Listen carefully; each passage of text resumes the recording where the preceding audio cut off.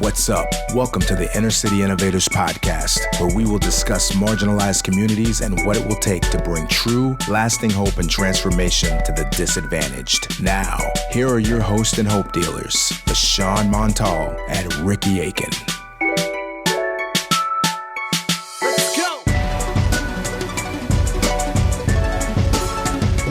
Welcome back to ICI Podcast, where we teach you how to be a hope dealer.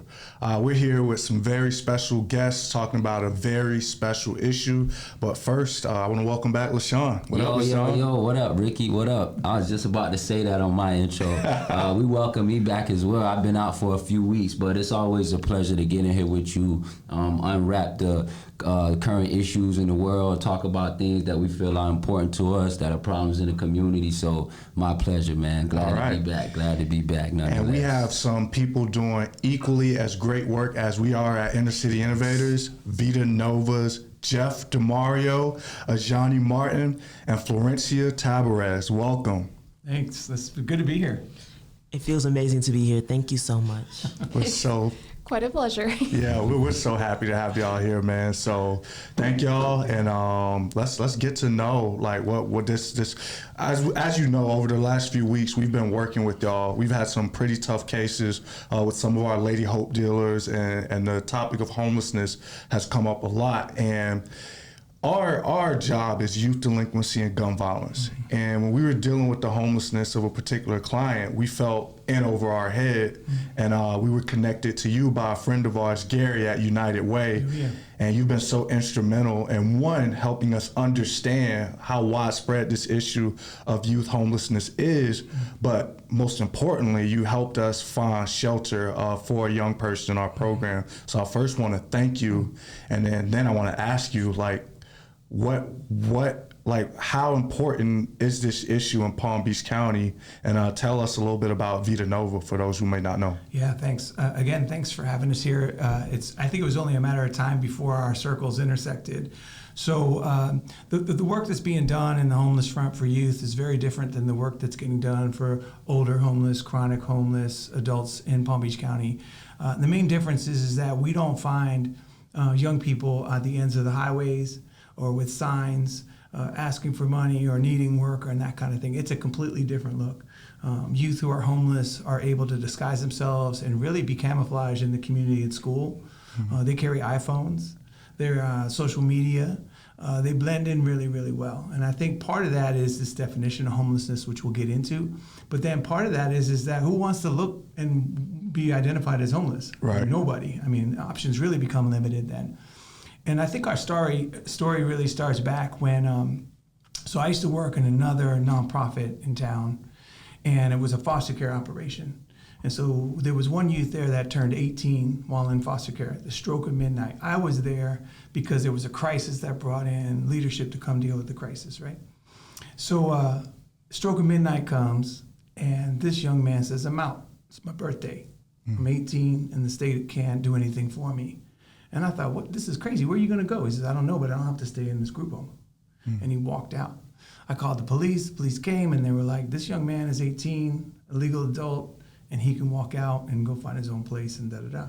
I thought there's got to be something better than what that situation is. Right. As I looked into that turned to be a situation that was happening more and more for young people at that time. Laws have changed since then, thank goodness. And so I found Vita Nova at that time. I didn't found the agency or the mission. That was done by another gentleman who had similar beliefs. He has since retired. But the idea of young people who can't go back to family, who have really nowhere to go for whatever reason, and a lot of reasons, no fault of their own, was compelling to me. And I knew we had to do something different in the area of housing, affording housing, and then teaching life skills. Let's face it. I mean, my mom brought me up. I'm Puerto Rican and Italian, so I couldn't escape a life skill from my mom about cooking, whatever it is, social skills. So, but how do you do that when you don't have that? Right. Our worlds got closer and closer because you're out there on the street, you're mentoring young men and women, and eventually those young people share a story about they have nowhere to go that night. Right. And I'm so grateful that we intersected on that level because, housing is how you solve homelessness. Absolutely. There's no riddle to that. Exactly. So it's a bigger problem than we think, but we're glad we're on the front line of it for youth. Yeah, I appreciate that. And let's start with you. How did you get involved with Vita Nova, and when did youth homelessness become a passion for you? So what I would say, it was actually, I feel, a very beautiful encounter when it came to Vita Nova. So I had graduated from Santa Lucius in 2022, and since graduating from there, I had been kicked out from my mother's house, and she had sent me up to Atlanta. I had packed everything up literally 3 days after my birthday, and I was back to Atlanta because that's where I was born and raised for about like half my life until I turned 18. And so I was just completely taken aback. It was a whole new environment, you know. It was the Atlanta I knew when I was a child was not the same Atlanta that was there now. And I was in I knew nobody there because she had known the people there. So it was the first chapter of, I would say, Georgia for me and me personally. And so I had to navigate through this whole place and this whole space, not knowing anything or anyone. I was stuck with my dad, and it was a very difficult and abusive situation. But nonetheless, I had just kept on pushing and kept on pushing. And through just weird coincidences and whatnot, at some point I ended up being able to stay by like my god uncle on my mama's side. And then from there, other complications happened, and so he had left me. He had dropped me in a Motel 6 down here with all my belongings packed up in storage, thankfully, because I had some funds saved. And it was the re-beginning of my chapter with Florida once again, after those few months up there. So I had, this is such a funny way to put it, but I had said, when I was in that hotel, I said, I will swear by it that this will be the beginning of my rags to riches story, my Cinderella story. I was not going to let that just be. Right. It was freeing in a sense, honestly. Finally going through, the maws of not just independence, but someone who was raised in a household where I knew nothing. Yeah.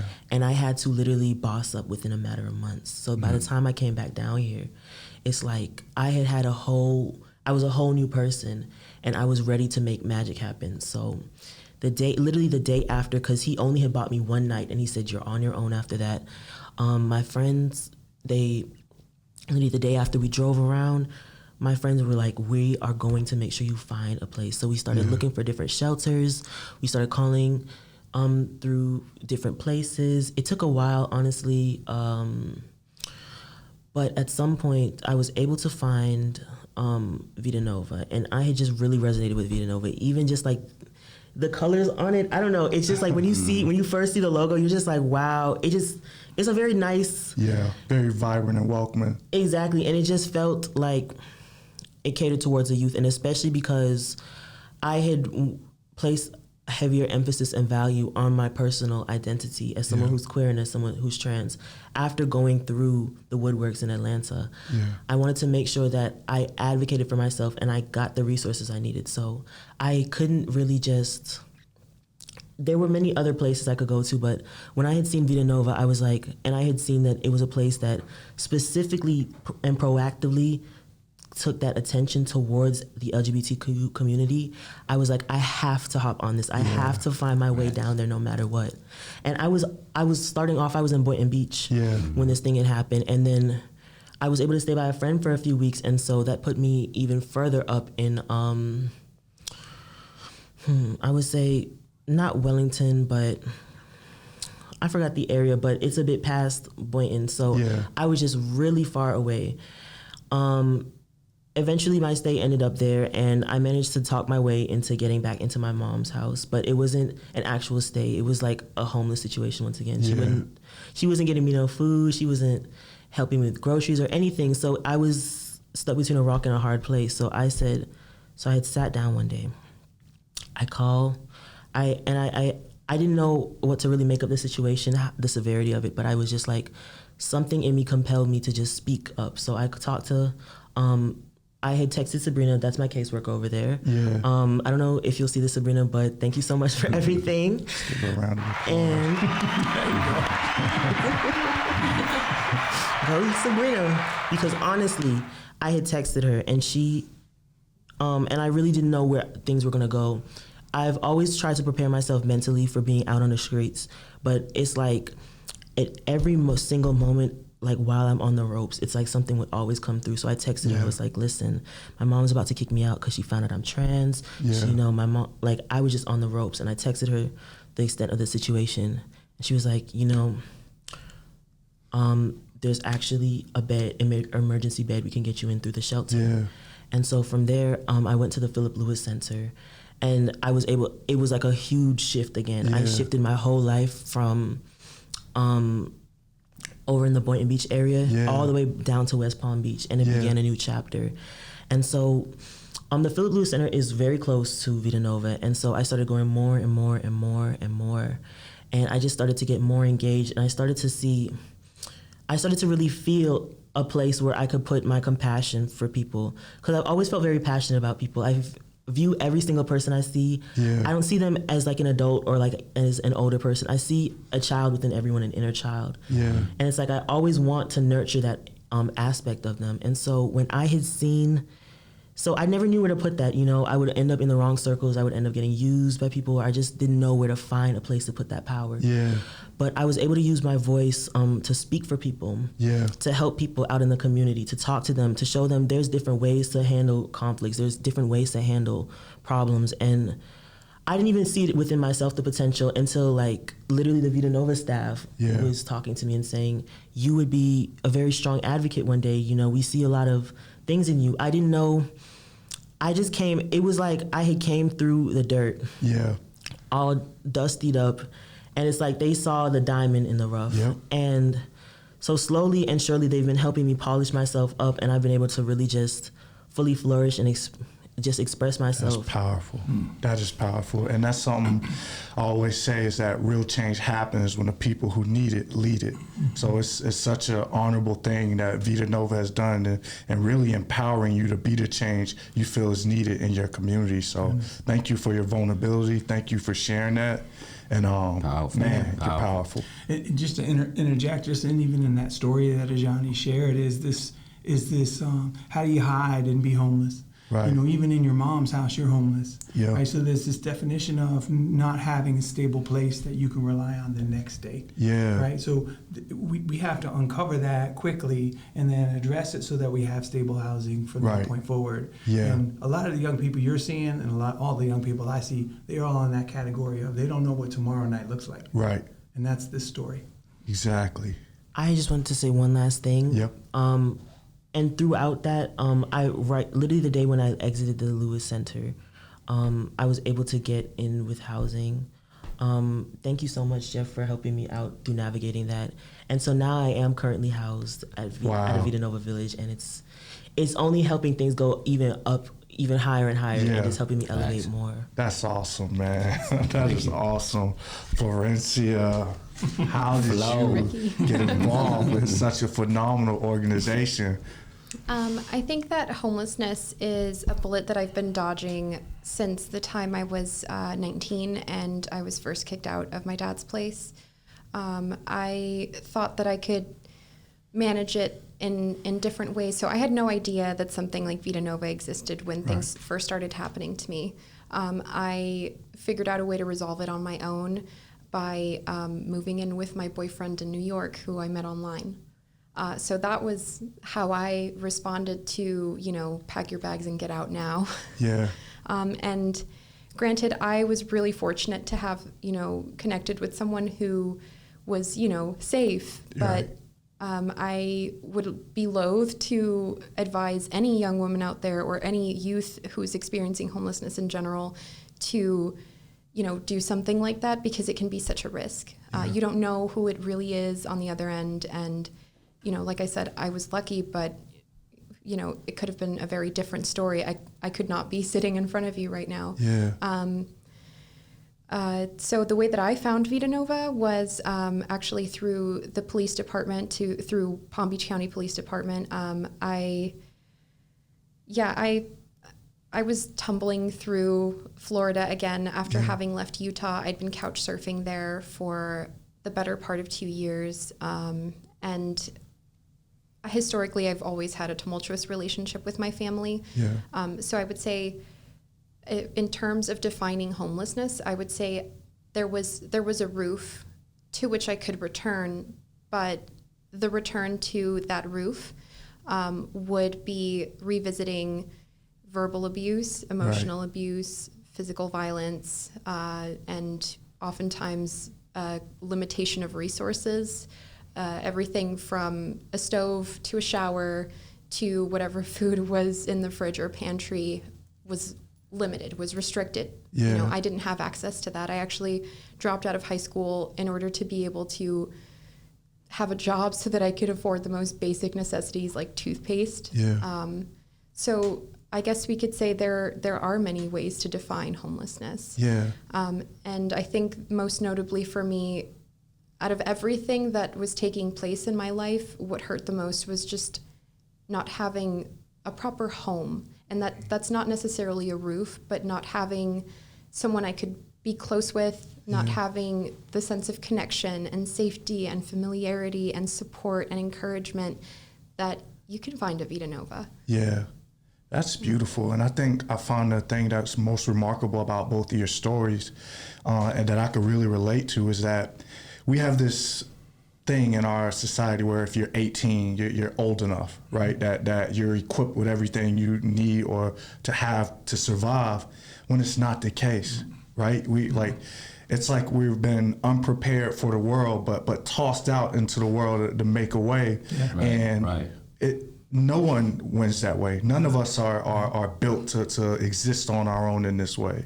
Yeah. The U.S. Census has got a stat that I think is very interesting. So the census is every year, count the people, and then see who's who. And they have one question about the age of financial independence, right? And so they did this, 10 years ago, the age was 26. What do you think the age is this year? 30? 30, yeah, 32. I was gonna say It's getting that. close. So if you're listening to this podcast and you have a teenager in your house, a 21-year-old, you got to hang on until 26, 27, 28 years old is the age of financial independence. Why? Because we're learning that salaries are not competing with the housing market. So your son and daughter comes home from college, they're going to stick with you for a little bit because they have to make that income to survive in Palm Beach County. Right. And you probably see this in your work. Yep. And we're seeing it with young people getting started again. That's dope. That's dope. First of all, I want to phenomenal testimony, Ajani and Flo. I can resonate with both of you. Dropping out of high school, feeling like, I have nothing and I gotta go and get it. School ain't paying the bills. That was my mindset. That was my perspective at that time. And same to you, Ajani, being kicked out, in and out. I was seen as the street cat that don't want to get right, that don't want to listen. And when my mom was already struggling with the bills and trying to make a way, I was seen as a liability, so I could definitely resonate with that. And that's kind of how I discovered Ricky and Inner City Innovators on my last leg. Already done screwed up. I'm in jail. I'm locked up, and I met the organization that gave me the second chance. Not only did he give me a second chance, then he built something amazing, and I was able to come back. And Ricky embraced me with open arms. You know what I mean? Like, it was like, bro, I got a place for you. I got space for you. I got a spot for you. I believe in you. So I know what it's like to be on that end of the stick, and that's amazing. But I got a question for you, Jeff. I want to pick your brain a little bit, let the audience know a little bit about, what the process is like when dealing with Vita Nova. So go ahead and unwrap me a little bit about what the intake process is like, and if youth can turn to your organization as runaways. So if you encounter a minor, 16-year-old, they run away, discover Vita Nova, what would be the process of intake from there? Yeah, that's a good question. So there's really two worlds. There's the under 18 world of homelessness, and then there is the over 18 world. Vita Nova is positioned to be over 18 to 25 years old. Again, we know that kids can't be independent until at least 26, 27. So if we find a minor in that minor situation, thankfully Palm Beach County is full of resources to help minor youth. We can connect to them through local nonprofits and faith-based organizations that are helping to mitigate the problems with the parents, to mitigate the problems with abuse. There's even a Department of Children and Families on the very extreme end, if we had to call them in to stop an abuse that was happening. Because these youth, they don't just run away because they're mad over something trivial. Right. They're leaving something serious. Right. And so when we see them in our drop-in center, we know that it's instantly that we have to, even if they're half wrong and they're half telling the truth, that half is bad. Right. And so we got to take it for real. Our intake process is very low barrier. Anyone can walk in. We're located really close to downtown West Palm Beach. We'll take any youth to walk in for any reason. We'll listen to them, hear them, and try to create resources around them, really in 3 central areas: housing, employment, and education. Dope. And those 3 dominoes will all fall over if you don't set one up right. Yeah, And yeah. so there's that world of let's get those things right, let's get them settled. The other thing about Palm Beach County is that we are very rich with resources and donors that want to give to us. There's organizations working in concert on the homeless front, especially the youth homeless front. Yeah. But there's such a demand now for youth homelessness that we can't always place right away. Right. So the process is we will meet a youth, do an assessment, where we at? Okay, and then try to do some trust building to get their truth. And then we try to figure out where they can go. If they're homeless that night, then there's very little resources that we can apply to right away, because it takes a little time to get on that list and get chosen off of that list. And that's what scares me most about where we are as a community is we need to have some safe places immediately so that we can continue to work and build that relationship. Right. Once they get through the system, then we can place them in our own housing and a partner's housing and whatnot. That's interesting. And that was just, because we deal with, a lot of minors. So they recently start coming in insurmountable numbers. So just for any parents of minors that may be watching, they can know that even if they can't be administered into the organization, that there are helpful resources and things that you guys could guide them to. 100%. So. And I also want to say that I think it's super important of y'all's focus on 18 plus, right? Yep. I tell people all the time, like, there are so many youth facing organizations. And when you start looking at like who's working with the young people, 17, 18, 19, 20, 21, 22, right? The numbers of organizations doing work is lower and lower. It's just but this is when kids need us most. Like when you talk about gun violence and things like that, if we're not willing to engage the young people that are most at risk for these things, we're not really going to solve a problem or make an impact. So I really appreciate your organization's focus. And that was the thing that really showed me, especially when Norman was working with y'all, that y'all are partners that we need to be connected to because of that focus. So thank y'all. Flo, what's your role within Vita Nova, and how does that help the process of youth homelessness? So This is good. So my role in Vita Nova, honestly, I wouldn't even really say that I've got, a role per se. I came in like any other youth would, kind of stranded. I felt peculiar because I was 25 when I came into Vita Nova, and so I knew, I'm on the cusp, I'm on my way, out. I don't even know if they're going to help me. The police department didn't know if they were going to help me. They were just like, this is the best we got. You got to make it work, darling. And so, that's kind of what I tried to do. My role at Vita Nova, I guess, has evolved over time. So initially, just benefiting from connecting with wonderful people like Jeff, like Miss Amaral, like Miss Gail, like Miss Dory, Allie, Sabrina, Tron. I'm trying to give a shout out to everyone here. But it's been an organization that I didn't know I needed. I didn't know that's where my family was. I felt kind of stranded for a long time. Coming to Vita Nova, I was able to be really honest with myself about what it was that led me to fall into this situation, and there was a certain degree of personal responsibility and accountability that I had to assume. Yeah. But they didn't let me get away with kicking my own butt, if you will. Right.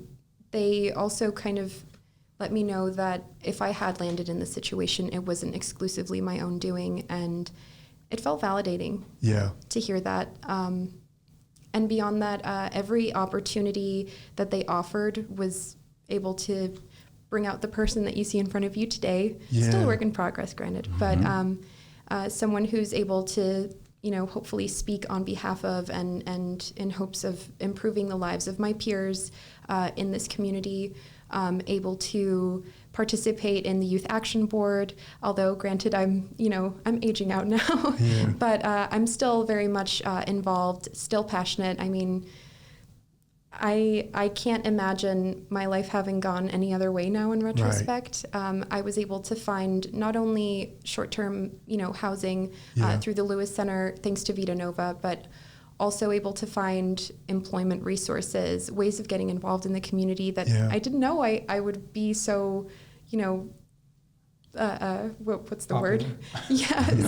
So excited to be participating in. So that's kind of what my role has been. Yeah. And then I'm sure when people coming in now, they see you and you're a symbol of success. That's it. Right? That's so the magic when they see you, there. it's kind of hard, like coming in, it's kind of like, I don't know, like I'm struggling, I'm going through all these things, and then you're able to speak to them from your position, like, hey, I've been where you are. That's right. And this is possible.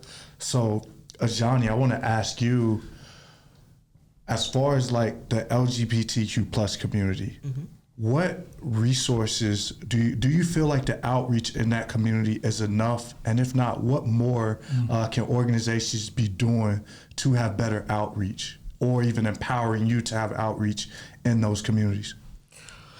Well, I would say, especially within South Florida, but I do feel, I just wanted to quickly touch and say, like Flo had said, that she doesn't have any regrets and she feels like this journey was made for her. I feel like every step along the way has taught me something huge, especially when it comes to outreach for LGBTQ youth. So what I would say is we can most definitely do better within South Florida. Yeah. But at the same time, we are trying in the face of many different things and many different battles that are constantly pushing against allowing the utmost freedoms to strive towards that. But so I feel that most definitely where we can start is within a personal level. Yeah. There's going to probably be some LGBT youth out there that understand what I'm about to say, but the ballroom scene or the ballroom community, if y'all have ever heard about that, it stemmed within like New York originally, and it was a place for LGBTQ youths to come, and it was kind of like sort of modeling and dancing mixed into one. It's a very beautiful art form. Yeah. And over time, that scene was able to transition over into Atlanta, and so one of the way how it works, kind of, I guess you could say, the ecosystem of it is there's house mothers and then there's house children. Yeah. House mothers will take in youths off the street and provide housing for them, provide clothing for them, raise them as their own. And then either they'll be involved within the ballroom scene or they will just get their lives together professionally. Not saying that the ballroom scene is unprofessional, just a different form of profession, I would say is a better way to put that. So right now, within our limited confines, although we can do better, I do feel it is a more personal level of community outreach that we should start off with. Yeah. There's a huge undercurrent of LGBTQ youth within Florida, especially so many unspoken voices. Yeah. And those unspoken voices aren't going to be the ones that are going to show up if you host a drag show or a pride event. Right. They're going to be the youths that you have to go out. And I feel like Vita Nova is a huge example of that. They're able to provide a safe space for people to come in. You don't have to disclose anything about yourself or your identity. Right. You just go in and you can get access to resources on a discreet level until you're ready to come out and be comfortable. I was able to have, I don't know if the right word is privilege, but I was able to have a certain level of, because it takes grit and resilience. And you should never feel ashamed if you're not ready to come out of the closet or if you're not ready to take those steps. But I had felt I was at a certain point in my life where I had to step out, where I had to start expressing myself truly and wholly. And you don't get a lot of support, really. You don't get a lot of stares. You don't get a lot of relatability. Yeah.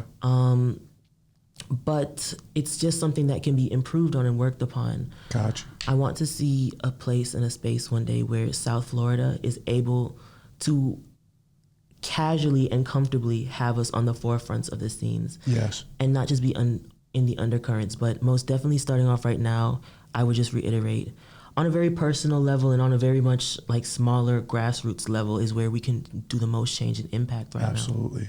Thank you so much for that. Interesting. And that's interesting, man. I wish I had known about Vita Nova back in 2018 when I got released from my program, because at that point in time, I was 18 years old and homeless. I left the program. Luckily, my mother had found us some placement at the Lord's Place. We were able to go there, but nonetheless, I didn't have any resources. I didn't have any educational resources, so I didn't go back to school. I didn't have any type of resources for work placement, so I started dealing drugs again, fresh out of my program. I didn't know what else to do. I didn't have any resources, so I love that you guys do that and what you guys do, because had I known about that at that point in time, that would have been phenomenal for me. So this is great to spread that awareness to other You could have been youth. on our radio show instead of Ricky's. Right? Just kidding. It was Hey, you would have had me a few years ago. I should have been in Vita Nova.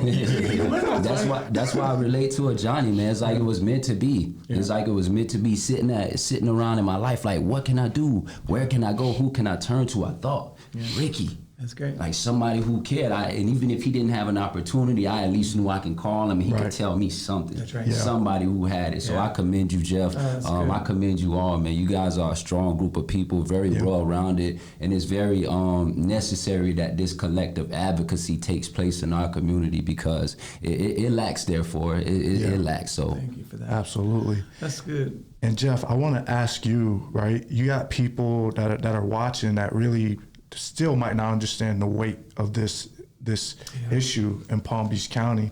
What would you say to help drive home the importance of this issue? Well, it's funny. I think there's a lot of talk about LGBTQ. There's a lot of talk about diversity. There's a lot of talk about, male versus female and all this stuff. I think at Vita Nova, what we try to understand is that everybody that comes through our door, everybody that we have the privilege of knowing, is really a person that's struggling in just one season of their life. Yeah. Right? We're no better than anybody else. We're in a different season than they are. So if we can help that, right, and we can bring everybody up, irregardless of LGBTQ status, male versus female, whatever. And so, we help everybody coming through our doors because we see them human first and hurting. And if we can alleviate some of that pain, then that's great.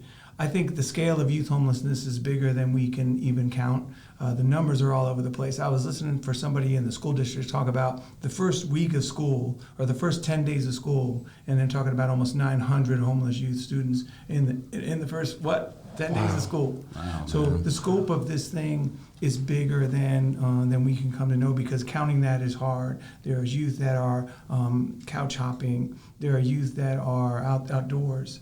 And so we got to get a handle on these numbers to really kind of capitalize on the housing that's available. Yeah. So I think housing, first and foremost, getting youth immediately off the street begins the path to rebuilding and getting out of this season of not being in school, not working. Yeah. Wow. If that doesn't move people, I don't know what is. And I'm telling you, like, y'all know my story, at least the listeners do. Like, I was homeless, and the vital years that y'all are supporting these youth are the most important years of their life. Sure. If I didn't have the right people come along at the right time, I would not be here as this rendition of myself, right? Because my friends were on the corner. My friends were in lifestyles that were still very much accessible to me. I was just lucky enough to have a different mentors and different people in my life, but so many youth go without these. So I want to, I'll start with you, Ajani, and then I'll ask you the same question, Flo.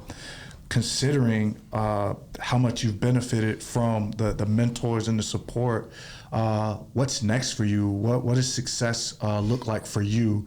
How are you planning to use your life experiences to champion this movement going forward? Well, thank you so much for that question. I am really passionate about it. I feel that I was really able to be helped at a really beautiful point in my life, as I've just transitioned from youth into adulthood. I'm only 19 right now, so it's a I'll huge. give you a hand for that. very well spoken. Very well spoken. Yeah, wow. You are going places. 19. Thank you so much, y'all. July 12th, for anyone who wants to remember my birthday. Drop the cash out so they know that. Drop the cash out. Exactly. But I most definitely would say, knowing that I am only just a sapling in this world yet to grow, means that I have the chance to grow in any way, any shape, in any form, to provide that infrastructure for anyone who needs a nest to build. And so I may be young and I may not have the full range of experience yet, but I want to use what I've learned for moving forward to help youths like me, to help everyone, not just LGBT youths, but everyone to feel safe. Even straight or cisgender men and women need places and spaces where they can be understood. Yeah. And that's a lot of the values that the LGBT community champions. We aren't just championing it for ourselves, but it can be it can place a huge effect and create a huge change in general for people. Yeah. And so I want to advocate for my youths. I want to see people like me and be able to inject myself. I'm not a fixer, but just at least inject myself once before they hit that pivot in their lives where it's not too late, but where they are at a point where it may be harder to reverse the effects. Right. And my biggest goal and my biggest dream for right now is I most definitely want to try and start building. There's a ballroom scene a bit more in the Fort Lauderdale, Orlando areas and the Miami areas, but I want to start trying to find a way to create those spaces right here in West Palm Beach County. Nice. Power to you in that. And I hope some of our listeners out there who are interested in helping you reach out to us and we can make that connection. Absolutely. I'd love sending out any invitations to anyone out there. Let's get the ballroom scene started here too, y'all. Awesome. Flo, what does the success look like for you? You know, you have all this potential. You've been given this second and third chances, as we all have. What are you gonna do with it? What does success look like for you in this work? No pressure. I would say that the most important thing that I've been, I guess, intuitively following is realizing that for whatever reason, the spaces that I'm sharing with my fellow youths are spaces in which they seem to take note of me. And the steps that I take, the moves that I make, what I deem to be okay, like how I carry myself, how I present myself. So I guess the thing that I want to bring forward is to live by example, to not ask anything from my peers that I wouldn't expect from myself. Every opportunity that's been presented to me graciously through Vita Nova, through other resources in the community, I try to take it as seriously as I possibly can, to put my best foot forward, to reach out, to communicate, to build bridges, to show people that it's absolutely accessible and possible. And what do you know? The person across the table is really responsive and actually really willing to listen. And that's a hard thing for people who've lived this to feel, to really believe. There comes a point where they reach this place of feeling hopeless, listless, lost. I've had friends who have been on the street for the better part of a year, and you can see the toll that it takes on a person, the way that it transforms them, and the way that they lose not entitlement, but just the feeling of being worthy of the most basic human decencies. Living in a way that, shows them it's okay to circle back around. You can come back. You can do as Mr. William Freeman, who came to speak to us at Vita Nova, said he took a $20 bill and he was like, who wants a $20 bill? And everyone, of course, raised their hands. And then he crumpled it up into a ball and he was like, anyone still want it? Everyone was like, yeah, of course. Right. Then he threw it on the ground, stepped on it, rubbed his shoe into it. He was like, you still want it? Right. Yeah. We still have that value. Right. Despite the things that we've experienced, despite, the communities that we come from maybe not giving us the best examples, the homes, that we come from not giving us the best examples, that doesn't mean that, we don't have access to those opportunities right here and now. We can break these generational patterns just with every day, with every choice that we make, with every opportunity that we take, every best foot forward, every, gracious hello to a fellow stranger, a kind smile instead of a, cold shoulder. Right. Every single one of those things add up. They're like drops in a bucket. And at first it doesn't seem like much, but you collect all those drops and it really does make a difference. And I notice that, this ability that I've got for whatever reason to set the tone and be the one to have you ever seen animals kind of like swarm or like move, and you know, there will always be that one little sheep that like crosses over. So I like to think of myself as that, and like hopefully we're making a little beeline towards somewhere better. I think that I'd like to do whatever I can to create a community of youths that are ready and willing to do that, and ready to inspire, and ready, you know, to lead. Just as you put it, you know, what those who need it lead it. And so I think that that's an excellent way of putting how I feel, and putting the fact that we do have that resilience in us. Ajani and I were talking about this earlier. It's an innate ability that we've got. It's something that it's going to uplift the world. It's going to change it. Yeah. And you will. Amen. Jeff, final question for you. What does success in this work look like? You know, I think a large part of this is, for me, is listening to these voices. You know, I can talk about homelessness and youth homelessness, and I can make you aware of the problem, and I can give you some fancy stats to repeat to your friends at the club, but I can't be an authority on it because I have never walked a mile in these shoes. And so for me, it's about getting these voices out there to lead other voices like them to see that there's a way out. And my hat's off to you. Despite the opportunities you've had, you still had to make choices. And so I believe that we give youth a good choice and a bad choice. They will make the good choice. But if you only give them a bad choice, then how can we blame them? Exactly. Right. So that's what my dream is to always make sure we line those good choices up day after day. And we grow this thing. And together with you guys, I'm glad to be partnered with you now. Let's do this. All right. And LaShawn, how would you feel about getting them up here every so often to get homeless updates and just to continue to dive into this issue? Because I think it's just as important as gun violence prevention. What do you think? I love that. And to you jump off of what you said, the demographic that you serve, the age demographic, that's the age demographic where, you know, the societal norm is, oh, you can fend for yourself. You know, you 18, mama, I could never forget those words, my mom, man. When you 18, you getting out.